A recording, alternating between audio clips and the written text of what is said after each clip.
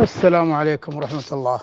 أحب أقدم شكري لوكالة فنادق مصر وبالأخص المدير الإقليمي أحمد عزت على حسن التعامل وعلى الأسعار وعلى الاستقبال في المطار وعلى الغرف اللي مساحتها طيبة في الفندق، ونفس الطلبات اللي طلبناها لقيناها موجودة، ما في لف ولا دوران. والأول مرة أنه والله تعاملت معهم بالصدفة ولقيت منهم كل احترام، وأسعارهم أقل من بوكينج، والسيارات عندهم من المرسيدس إلى الكوري والياباني والاستقبال في المطار على المستويات في اي بي. وصراحة تعامل ممتاز جدا، ومشكور الأخ أحمد عزت وبيض الله وجهك.